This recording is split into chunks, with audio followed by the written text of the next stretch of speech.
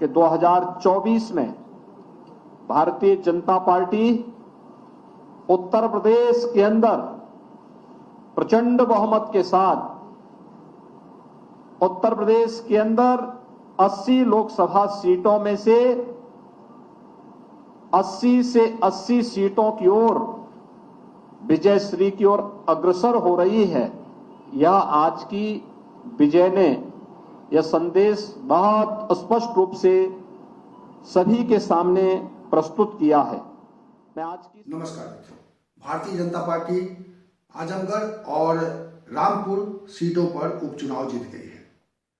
Bharatiya Janata party के लिए ये जीत बहुत मायने रखती है, क्योंकि इन दोनों सीटों पर समाजवादी पार्टी का कब्जा था और न केवल कब्जा था बल्कि ये माना जाता था कि इन दोनों सीटों पर समाजवादी पार्टी को हराना मुश्किल है।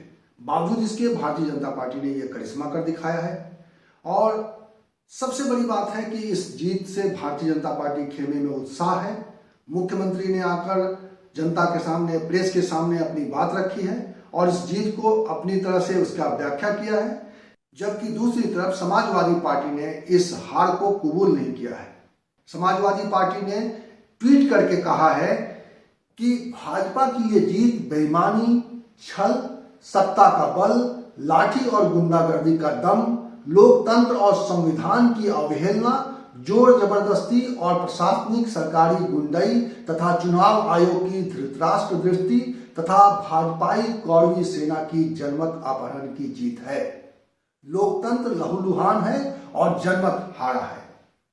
समाजवादी पार्टी ने यह प्रतिक्रिया दी है और इसी प्रतिक्रिया को, इसी ट्वीट को अखिलेश यादव ने रीट्वीट किया है। आज जो नतीजा आया है इन दोनों सीटों का, उत्तर प्रदेश के लोकसभा के उपचुनाव का, इस हार के पीछे, समाजवादी पार्टी की इस हार के पीछे सबसे बड़ा जो तोहमत है वो अखिलेश यादव के ऊपर लगाया जा रहा है, क्योंकि अखिलेश यादव ने इन दोनों सीटों पर प्रचार से दूरी बना रखी थी और माना यह जा रहा है कि जिस तरह से समाजवादी पार्टी इस लड़ाई को जितनी अगंभीरता से ले रही है, उसकी वजह से समाजवादी पार्टी को ये नुकसान हुआ है और समाजवादी पार्टी की ये दोनों सीटें जो उसकी मजबूत सीटें मानी जाती थी वो उसके हाथ से फिसल गई है।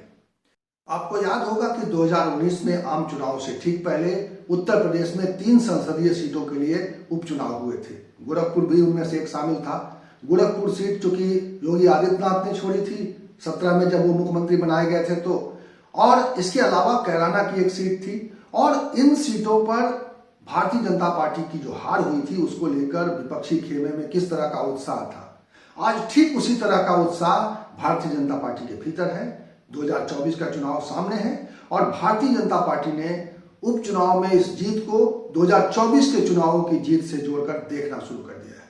मुख्यमंत्री योगी आदित्यनाथ ने आज जो बयान जारी किया है, जो आज मीडिया के सामने उन्होंने अपने कार्यकर्ताओं को, अपने नेताओं को और प्रत्याशियों को जो जीत की बधाई दी है, उसके साथ जो कुछ कहा है 2024 के चुनावों के मुताबिक, वो सुन लीजिए आप।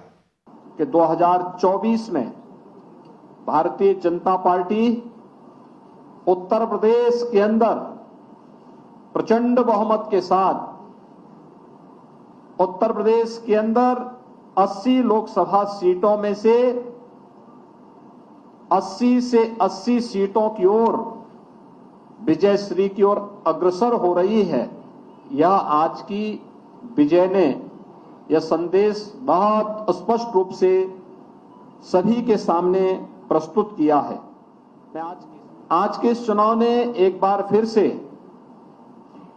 प्रदेश के दंभी, नकारात्मक सोच और अपनी विध्वंसात्मक गतिविधियों के लिए कुख्यात ताकतों को, उन परिवारवादी ताकतों को एक बार फिर से स्पष्ट संदेश जनता जनार्दन ने दिया है कि उत्तर प्रदेश की जनता अब परिवारवादियों, जातिवादियों, सांप्रदायिक उन्माद को भड़काने वाले पेशेवर माफिया और आपराधिक प्रवृत्ति के तत्वों को प्रश्रय देने वाले राजनीतिक दलों को किसी भी प्रकार से स्वीकार करने को तैयार नहीं है। आज के बाद 2024 तक, यानी 2024 के चुनाव तक भारतीय जनता पार्टी इस जीत को, लोकसभा उपचुनाव के इन दोनों जीतों को किस तरह से कैश करेगी, ये समाजवादी पार्टी समझ में नहीं पाएगी। इसको जिस तरह से प्रचारित किया जाएगा, इसको जिस तरह से समाजवादी पार्टी के खिलाफ में इसका इस्तेमाल किया जाएगा, इसका आभास शायद अभी तक समाजवादी पार्टी को हुआ नहीं है। अखिलेश यादव ने तो इस बारे में प्रतिक्रिया देने से भी जो है परहेज किया है। अखिलेश यादव ने तो इस बारे में प्रतिक्रिया देने से भी परहेज किया है। जैसे उन्होंने चुनाव में प्रचार करने से परहेज किया है, वैसे ही उन्होंने इस चुनाव पर अपनी प्रतिक्रिया देने से भी परहेज किया है। और हमें लगता है कि भारतीय जनता पार्टी जिस तरह से अपनी हार जीत का आकलन करती है और हार जीत के बाद जिस तरह से रिएक्ट करती है, उस तरह से समाजवादी पार्टी ने अभी सीखा ही नहीं है कि किस तरह से अपनी हार को लेकर मंथन होना चाहिए और उस कारणों का पता करना चाहिए कि जिन कारणों की वजह से पार्टी की हार हुई है, और आगे किस तरह की रणनीति अपनाई जाए जिससे कि हार को जीत में बदला जा सके। आपको याद है कि जब 2019 में उपचुनाव में जब भारतीय जनता पार्टी की हार हुई थी, उसके बाद भारतीय जनता पार्टी ने किस तरह से माहौल को बदलने की कोशिश की, किस तरह से उन्होंने 19 में एक बार फिर जोरदार तरीके से वापसी की और भारतीय जनता पार्टी ने 80 में से 62 सीटें जीतकर ये बता दिया कि वो हार को जीत में बदल लेने की ताकत रखती है। क्या समाजवादी पार्टी इस तरह से कर पाएगी? क्या समाजवादी पार्टी आज जो हार हुई है आजमगढ़ में और रामपुर में, क्या इस हार से सबक लेकर 2024 के लिए अपनी तैयारी को एक बार फिर चुस्त दुरुस्त कर पाएगी? ये सवाल ही रहेगा। तब तक सवाल रहेगा जब तक भारतीय जनता पार्टी की तरह समाजवादी पार्टी भी अपने हार से सबक लेना नहीं सीखेगी। आज भी जब हार सामने आया है तो वो इस हार को स्वीकार करने के बजाय, इसे जनता का फैसला बताने के बजाय वो ये कह रहे हैं कि इसके पीछे छल है, इसके पीछे प्रपंच है और इसके पीछे भारतीय जनता पार्टी की साजिश है।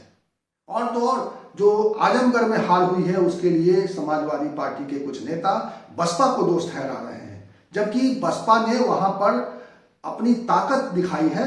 और ठीक है कि चुनाव में इस तरह के समीकरण बनाए जाते हैं और मालूम था बसपा को कि उसके लिए जीत की कोई संभावना नहीं है, लेकिन बसपा ने जिस तरह से इस चुनाव को लिया था, बसपा ने जिस तरह के उम्मीदवार को मैदान में सामने खड़ा किया था गुड्डू जमाली के रूप में, उसने दिखाया है कि बसपा की ताकत प्रदेश में बची हुई है। और बसपा निश्चित रूप से आजमगढ़ के जो परिणाम है उसको कोट करते हुए बाकी जगहों पर 2024 की लड़ाई को अपना मजबूत करने की कोशिश करेगी। आज का चुनाव निश्चित रूप से सभी दलों के लिए सबक है। 2024 के चुनाव से पहले ये जीत और हार अपने आप में मायने रखते हैं, सभी दलों के लिए अलग अलग मायने रखते हैं। देखना यह है कि बाकी दल इसको कैसे लेते हैं, किस तरह से इसको आने वाले समय में अपने लिए इस मुश्किल से अपने लिए राह निकालते हैं, और क्या भारतीय जनता पार्टी इस जीत को कैसे आगे अपने पक्ष में बुलाने की कोशिश करती है। मुख्यमंत्री योगी आदित्यनाथ ने इसके बारे में भी कुछ आगे कहा है, आप उसको सुन लीजिए। आजमगढ़ और रामपुर की जनता का भी हृदय से आभार व्यक्त करता हूं कि उन्होंने भारतीय जनता पार्टी पर विश्वास व्यक्त किया और अपना आशीर्वाद जिस विश्वास के साथ भारतीय जनता पार्टी के प्रत्याशियों को दिया है, मैं उन्हें इस बात के लिए आश्वस्त करता हूं कि भारतीय जनता पार्टी के हमारे जीते हुए जो प्रत्याशी हैं, यह जनता की आकांक्षाओं के अनुरूप इन क्षेत्रों के विकास करने के लिए पूरा योगदान देंगे।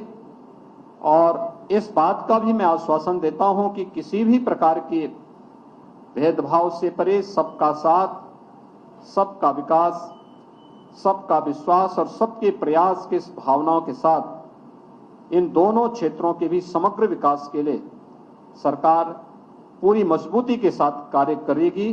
फिलहाल भारतीय जनता पार्टी दोनों सीट पर अपनी जीत को डबल इंजन की सरकार की जीत बता रही है।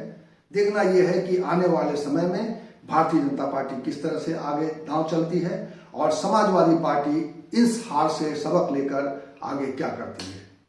इस वीडियो में इतना ही। इसी तरह की चर्चा के साथ, इसी तरह के विमर्श के साथ मैं आपको मिलूंगा अगले वीडियो में। तब तक के लिए नमस्कार।